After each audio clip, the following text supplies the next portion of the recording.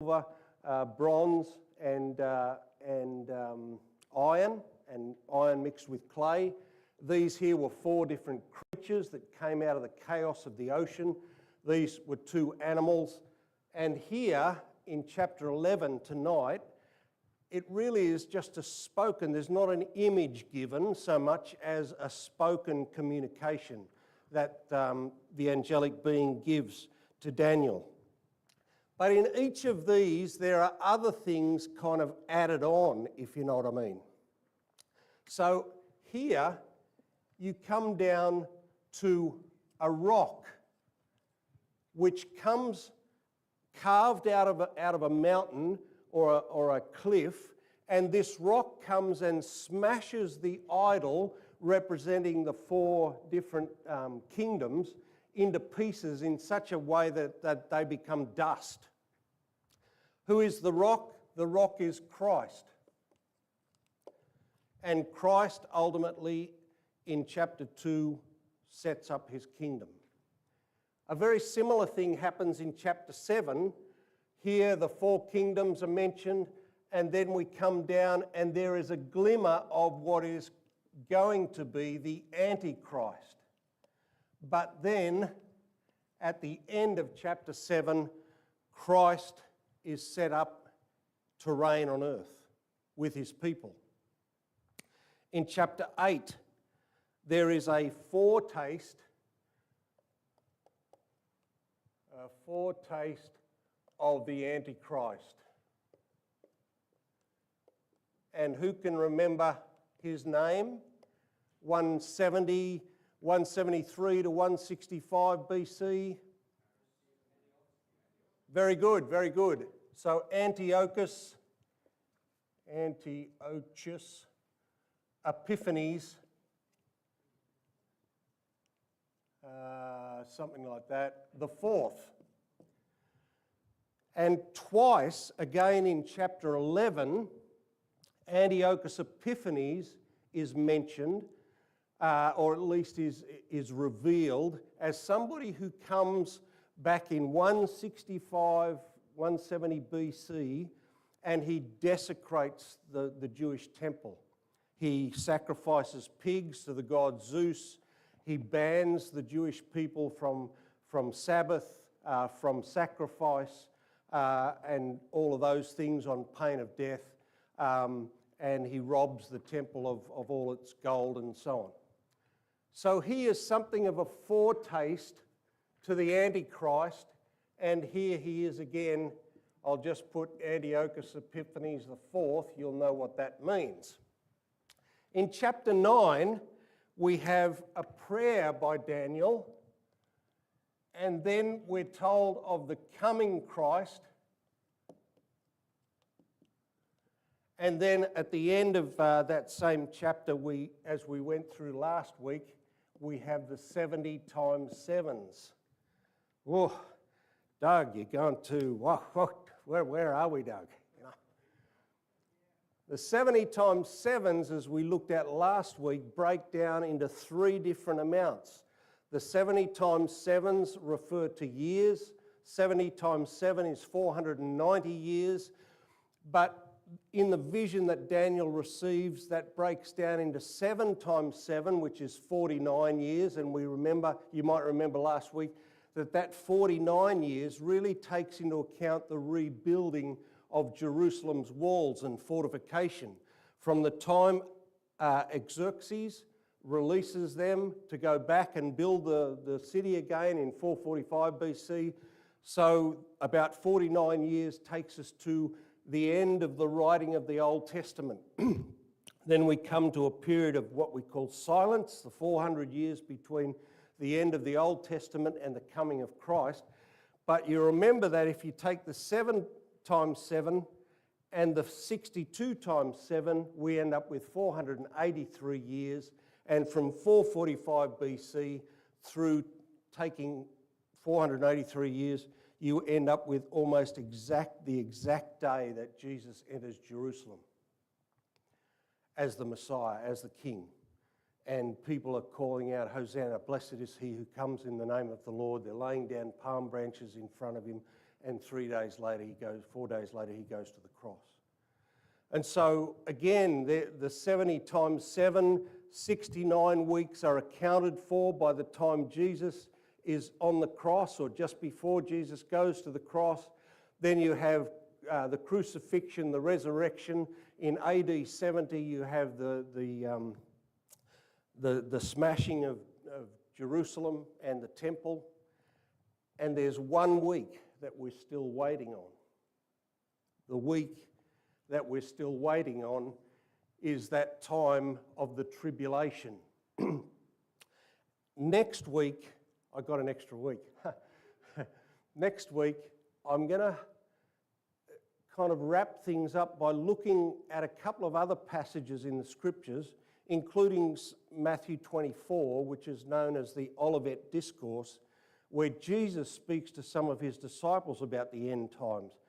And so I want to use a few of those passages to outline things like what is the rapture of the church? How does the rapture differ to the second coming? What is the great tribulation? And, you know, things around the millennial reign. You might have heard of the millennial reign of Christ, and some people are premillennial and some people are postmillennial and some people are amillennial and so on. In chapters 11 and 12, we also get a foretaste of Antiochus Epiphanes. In chapter 12, we have more about the tribulation, the 7 years, at least half of that time, when the Jewish people particularly will be hammered for 3.5 years of that. But the book finishes with a blessing to Daniel. Rest, in a sense, rest now at the end of your days. And the beautiful assurance that he will be resurrected. I don't kind of figure how it was that the Sadducees in the time of Jesus didn't believe in the resurrection with scriptures that are so clear. As for you, go your way until the end. You will rest, and then at the end of the days, you will rise again to receive the inheritance set aside for you, is the blessing that is given to Daniel at the end. So that's kind of where we've looked so far, okay? Visions of metals, beasts, animals, descriptions about things that are to come in the near future, some things that are to come in the long-term future. Remembering, again, those of you who have been here, that picture of the mountains. And so as the different prophets looked into the future or were given various visions and understandings of what the future held, in a sense what they saw was one mountain. But Daniel is seeing in the midst of these different chapters the coming of Christ, which he thinks is once, but is actually a second coming. He is seeing something of an antichrist, but there will be another period of antichrist. Back here in 445 BC is given the 70 times 7s or 69 times 7, and so from back here to the cross we have a period of 483 years, and somewhere in here the final week. Okay, well, I'm tired enough to sit down now, I think. Pardon me.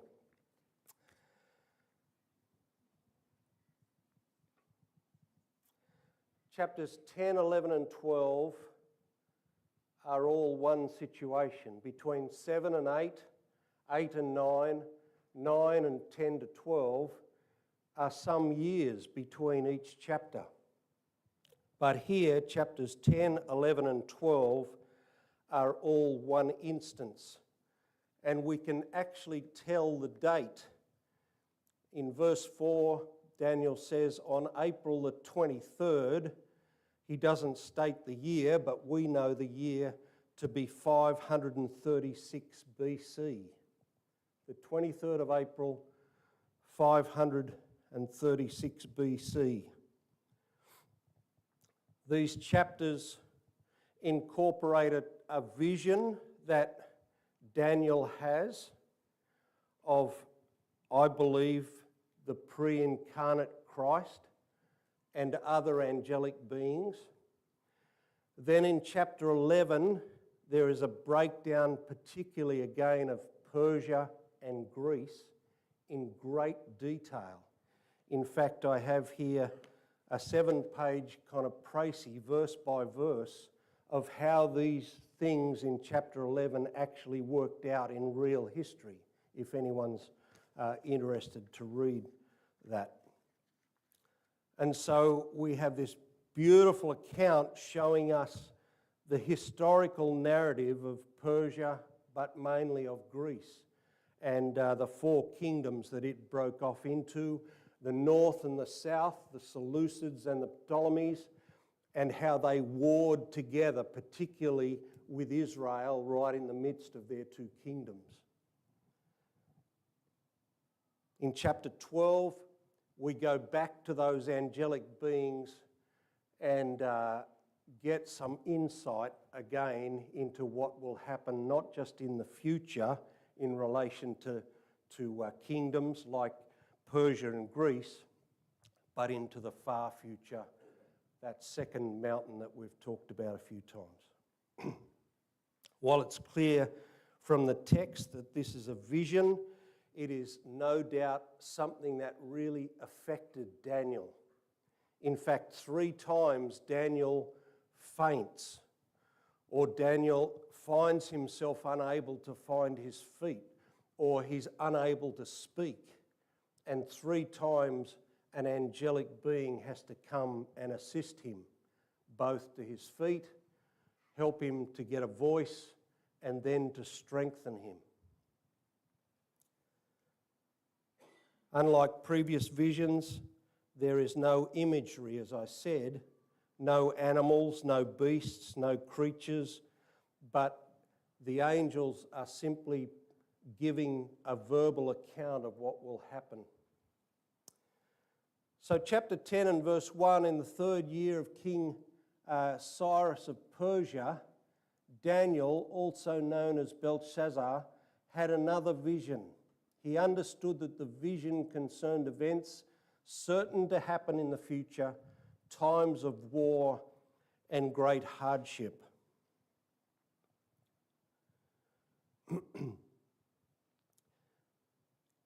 It's easy to just kind of read a passage like that and just go, oh yeah, here's another instance, another time. But we are 70 years or so, 70, 73 years now, down the track from when Daniel was first taken in exile to Babylon. He was probably around age 13, maybe 15, torn away from his family, from all that he knew, from the means for him as a good Jewish person to worship God at the Jerusalem temple. He's taken into exile, he's taught a new language, given a new diet, and he then serves the king of Babylon at that time. He is now somewhere between 85 and 88 years old.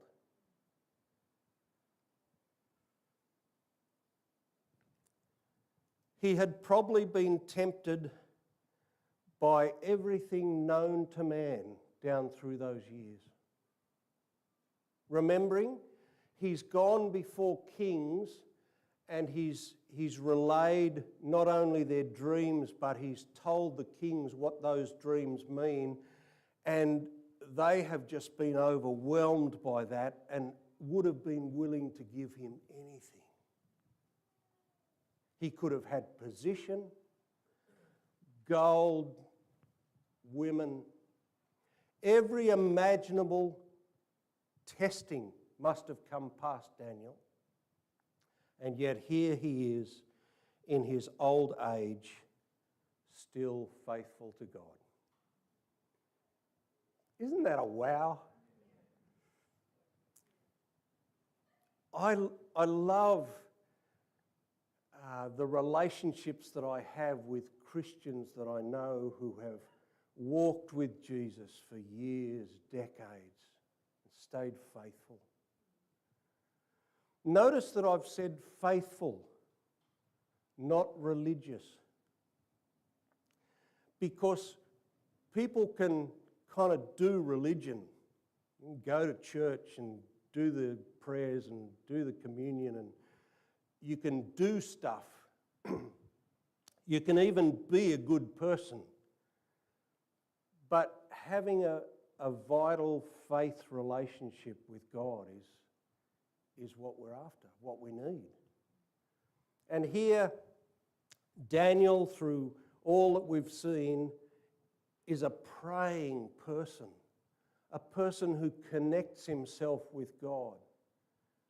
And in these chapters, a couple of times he's told Daniel, you're precious to God. You're precious to God. And I don't think that's something that should make us kind of feel, oh, am I special to God, you know? It's not something that we should kind of think, oh, I've got to try harder, I've got to do better.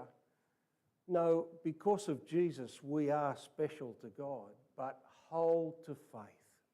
The very reason why these latter chapters were written, in fact, the whole book was written, was to encourage God's people and us today to stand firm in faith. And so I encourage you, stick with Jesus. Continue those disciplines in your life that keep you connected to Christ and to God. How good it is to see longevity in faith. Daniel has again been praying and fasting. Verses 2 and 3 tell us that. When this vision came to me, I, Daniel, had been in mourning for 3 whole weeks.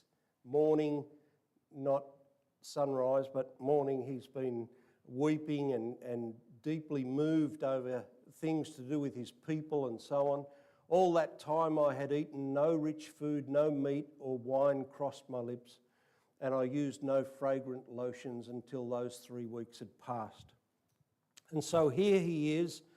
The date tells us that they have just passed the Passover.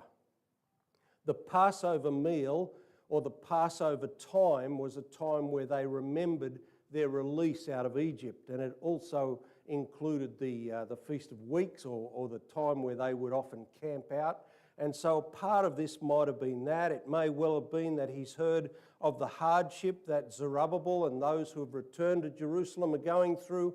And so again, he's gone to his knees before God to pray for his people. He has been mourning, he has been fasting and praying.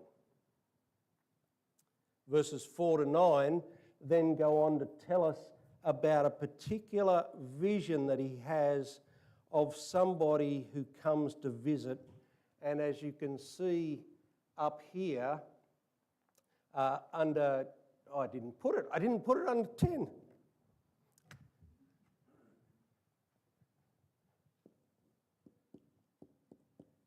A visitation of Christ. That's who I believe is taken up in these next few verses. Verse 4 and following, on April the 23rd, as I was standing on the banks of the great Tigris River, I looked up and saw a man dressed in linen clothing with a belt of pure gold around his waist. His body looked like a precious gem, his face flashed like lightning, and his eyes flamed like torches. His arms and feet shone like polished bronze, and his voice roared like a vast multitude of people. Very similar, I won't read it now, but very similar to the passage where John encounters the risen Christ in Revelation chapter 1.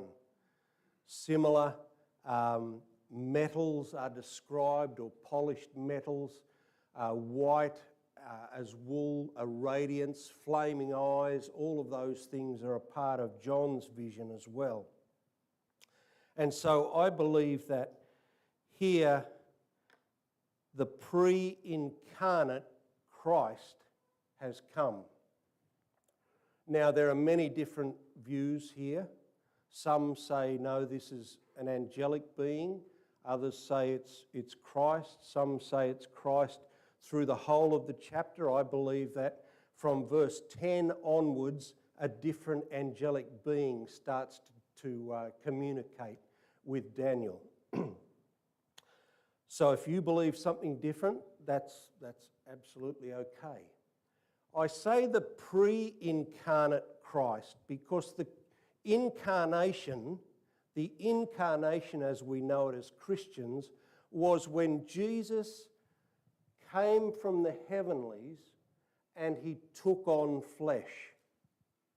He was born as a man, and he lived his life as a person in our earth, going through all the stuff that we go through. And he died in that same body for us, taking on himself what you and I deserved. That's what's called the incarnation. And so here we have Jesus in his pre-incarnate form. Now, where am I in my notes here?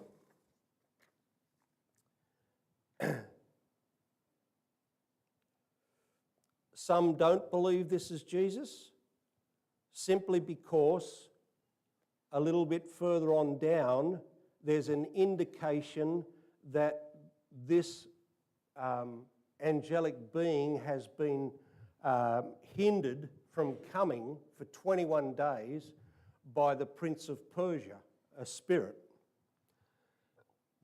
Verse 13, but for 21 days the spirit prince of the kingdom of Persia blocked my way.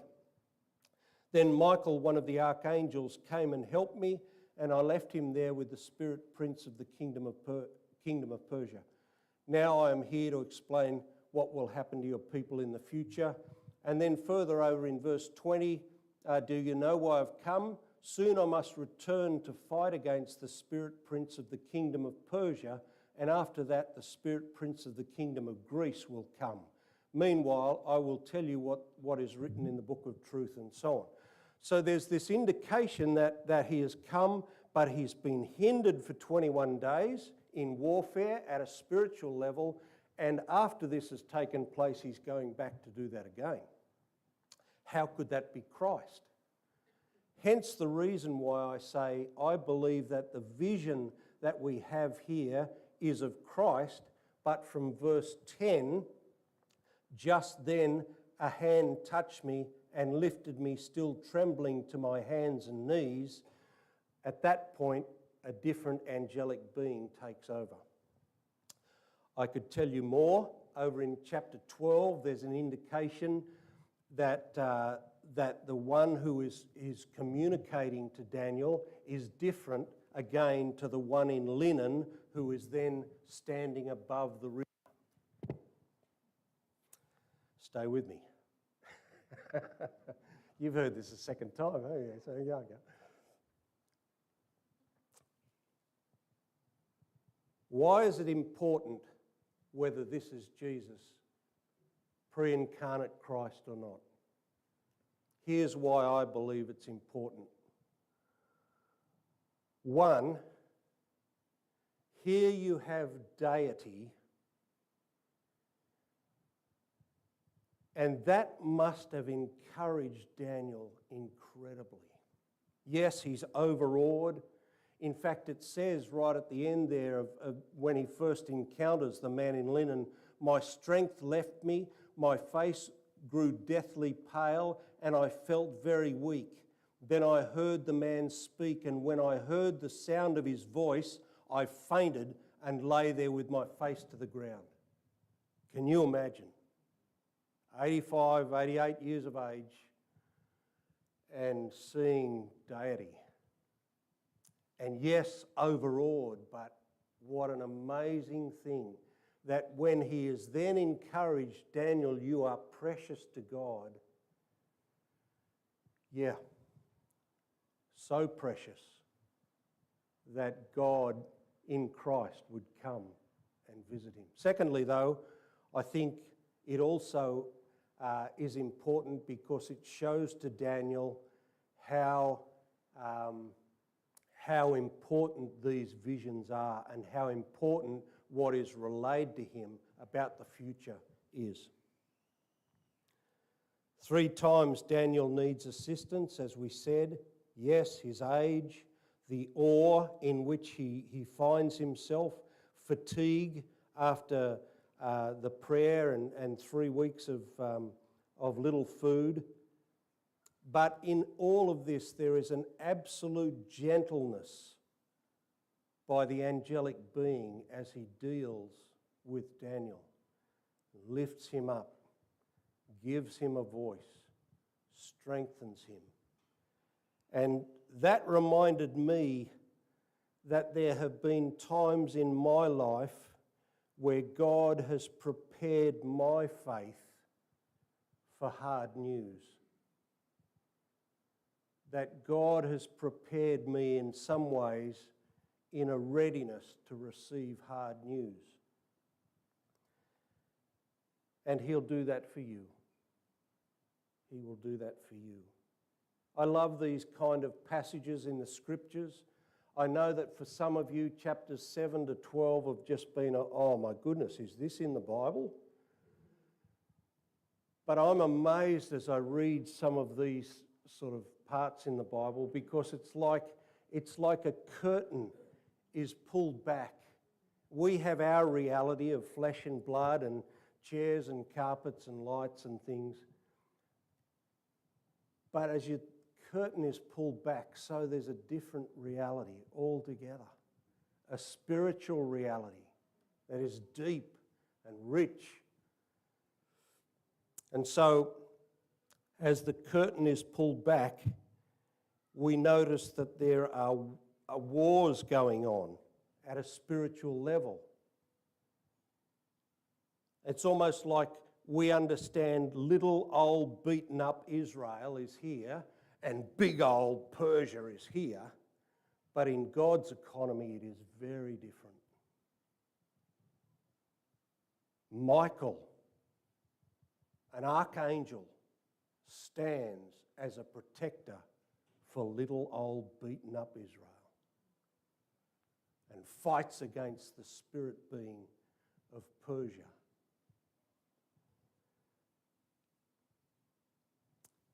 Nowhere in this passage do we see Daniel praying for the downfall of Babylon or Persia or Greece or Rome or anyone else. He prays rather for his people. He prays prayers of confession for their sin. He prays in God's promises and purposes for his people. And so I guess a warning here for us all. Don't get caught up trying to fight the battles that angels are supposed to fight. Yes, there are things, I believe, along the lines of territorial spirits, or at least spirits that have charge over certain kingdoms. But we need to allow the things of God to remain the things of God as He allows different warfare to happen at that spiritual level. Our mandate as Christians is very clear.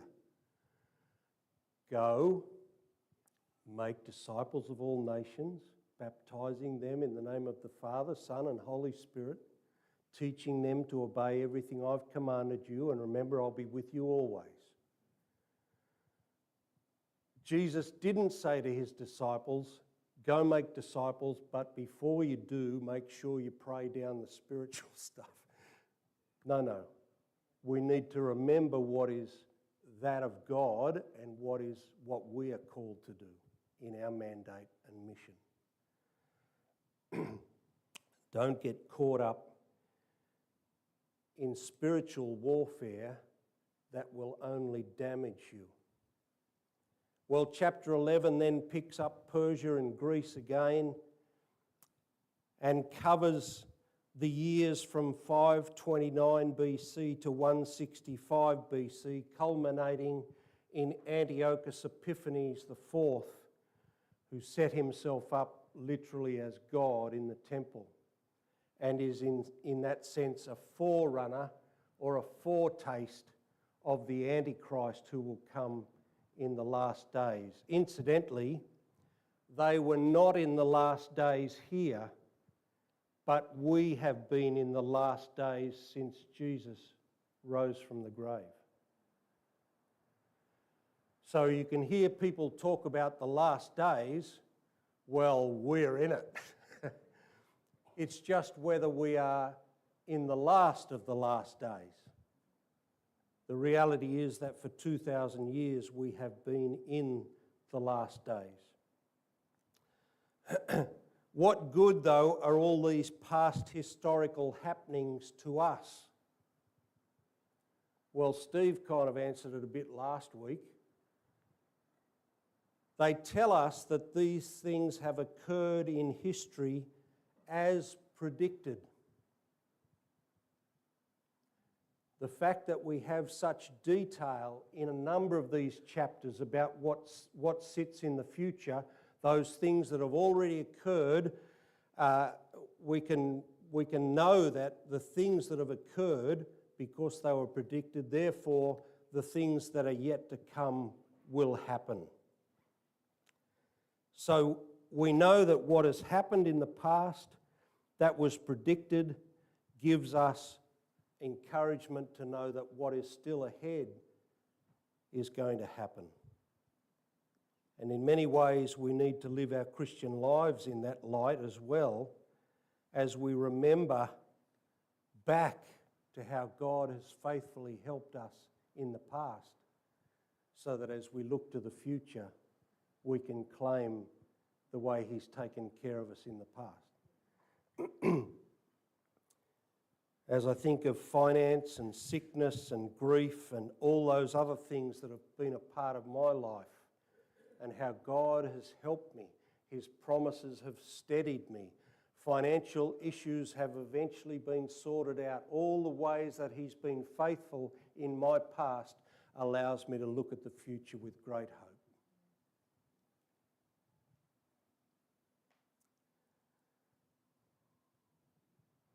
Well, as I said, next week I want to pick up that last little bit of chapter 12 and look at some of the terms as Jesus spoke about the end times in Matthew chapter 24. Look at some of those terms of rapture, second coming, millennial reign, tribulation, and then we'll sort of finish. Hopefully that's given you some idea of chapters 10 to 12. Lord, thank you again for your word. In many ways it's kind of frustrating knowing just how rich your word is in these parts. And the time constraints that we have. But Father, I pray that you'd encourage us. You'd encourage us by knowing that the things that you've set in place in the past, that we've seen come to fruition, that those things will help us to understand that you are in full control of the future. So God, we trust you. Help us to trust you more. In Jesus' name, amen.